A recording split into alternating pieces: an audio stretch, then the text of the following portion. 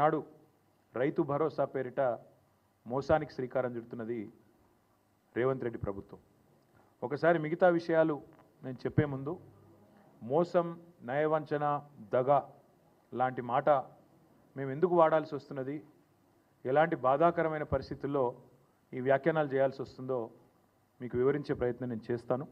ముందుగా ఎన్నికలకు సరిగ్గా నెల రోజుల ముందు నుంచి 6 నెలల ముందు నుంచి రైతు డిక్లరేషన్ పేరిట వరంగల్లో వాళ్ళు మొదలుపెట్టిన రైతు డిక్లరేషన్ నుంచి తదనంతరం ఎన్నికల దాకా వాళ్ళు ఏం మాట్లాడారో దయచేసి ఒక్కసారి వారి మాటల్లోనే మీకు చూపెట్టే ప్రయత్నం చేస్తాను. ముందుగా ముఖ్యమంత్రి రేవంత్ రెడ్డి గారు ఆనాడు ప్రదేశ్ కాంగ్రెస్ కమిటీ అధ్యక్షుడిగా మాట్లాడిన మాటలు మీరు వింటారు.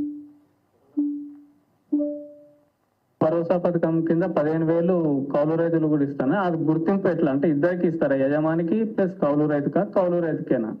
ఇప్పుడు స్పష్టంగా అందులో భూ యజమానికి మీకు అంటే మీరు ఎందుకు ఇంత క్లియర్ గా ఉన్నా కూడా మీకు అనుమానం వచ్చిందో స్పష్టంగా మళ్ళొక్కసారి చదివి వినిపిస్తాం. మీకు ఇందిరమ్మ రైతు భరోసా పథకం భూమి ఉన్న రైతులతో పాటు కౌలు రైతులకు కూడా ఏడాదికి ఎకరాకు 15,000, భూమి లేని ఉపాధి హామీ కూలీలకు ప్రతి ఏడాది 12,000.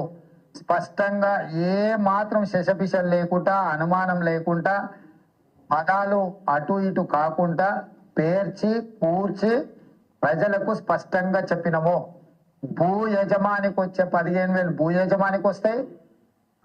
భూ యజమానులు 58 లక్షల మంది ఉన్నారు, చిన్న సన్నకారు రైతులు కలిసి. కౌలు రైతు చట్టం తెచ్చినప్పుడు నమోదు చేయించుకునేది 15 లక్షల మంది. ఒకవేళ ఇప్పుడు ఎవరైనా కొత్తగా వచ్చినా కూడా మళ్ళీ నమోదు చేసుకోవడానికి అవకాశం ఇచ్చి చట్టబద్ధత కాంగ్రెస్ పార్టీ చేసింది. సో వాళ్ళందరినీ తీసుకొని ఒక 60 లక్షలు రైతులు ఉన్నారు అనుకుంటే, ఒక 15 లక్షల వీళ్ళు ఉన్నారు అనుకుంటే 75 లక్షల మంది అవుతారా, 80 లక్షల మంది అవుతారా, వాళ్ళందరినీ దృష్టిలో పెట్టుకొని ఈ పథకాన్ని మేము ముందుకు తీసుకురావడం జరిగింది. ఎలాంటి అనుమానం లేదు. భూ యజమానికి 15,000 వస్తుంది ఎకరాకు, కౌలు రైతుకు కూడా 15,000 వస్తుంది. కాబట్టి వాళ్లకు వీళ్లకు ఎలాంటి ఏమంటారు కాన్ఫ్లిక్ట్ ఆఫ్ ఇంట్రెస్ట్ ఏం లేదు.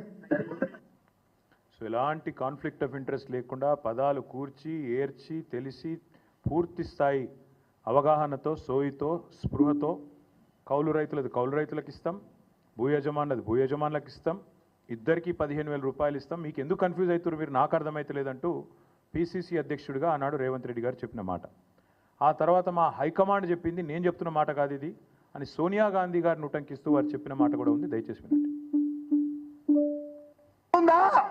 ఎందుకంటే సోనియమ్మనే రైతు భరోసా పథకం కింద ప్రతి ఎకరానికి ప్రతి సంవత్సరానికి రైతులకు సహాయం అందించడానికి కౌలు రైతులతో సహా 15,000 రూపాయలు, నువ్వు 10,000 బిచ్చమేస్తే మేము ఆత్మగౌరవం నిలబెట్టడానికి 15,000 రూపాయలు ఇస్తున్నాం.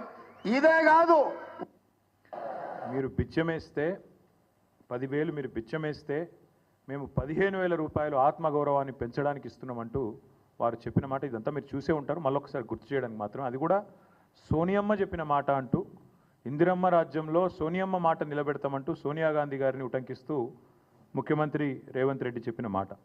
సరే, ఇక్కడ ఈ స్థాయి నాయకులు చెప్తే నమ్మతలేరేమో అని చెప్పి వరంగల్లో రైతు డిక్లరేషన్ అనే ఒక భారీ బహిరంగ సభ పెట్టి వేలాదిగా రైతులను అక్కడ తీసుకొచ్చి రాష్ట్ర వ్యాప్తంగా అక్కడ కూడా ఢిల్లీ నుంచి వచ్చిన రాహుల్ గాంధీ గారితో కూడా ఇదే మాట చెప్పించారు. దయచేసి అది కూడా ఒకసారి రాహుల్ గాంధీ గారి బయట కూడా మీరు వినాలి.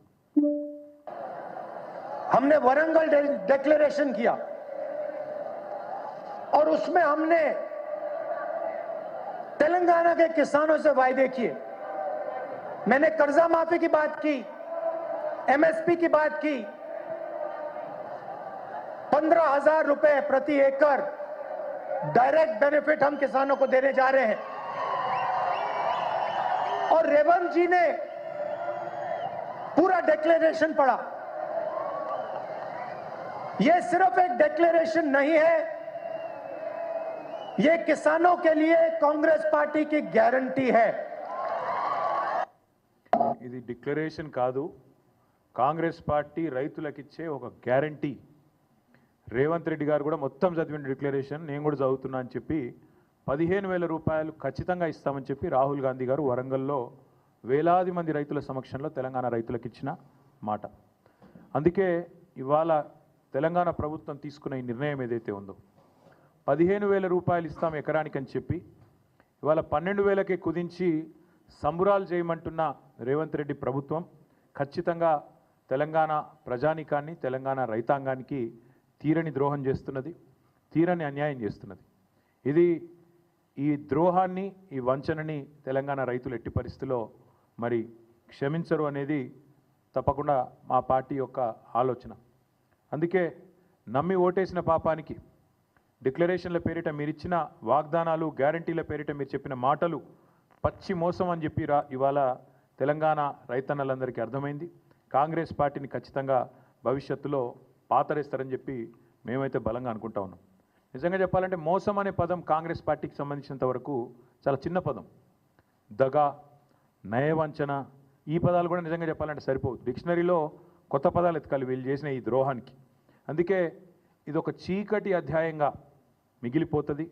కపట నాటకాలకు నోరు తెరిస్తే పచ్చి అబద్ధాలకి, ఇంకొక మాటలో చెప్పాలంటే అబద్ధానికి అంగీలాగు దొడిగితే ఇగో ఈ కాంగ్రెస్ పార్టీ నాయకత్వంలాగా ఉంటుందని చెప్పి వాళ్ళ రాష్ట్ర రైతాంగాన్ని మొత్తానికి కూడా అర్థమైంది. కేసీఆర్ గారి పరిపాలనలో 10 ఏళ్లలో ఆనాడు రుణమాఫీకి అదేవిధంగా రైతు బంధు పథకానికి రెండింటికి మాత్రమే నేను చెప్పేది, మిగతాయి చెప్పని కూడా చెప్పట్లేదు. డైరెక్ట్గా రైతుల ఖాతాల్లో పడ్డ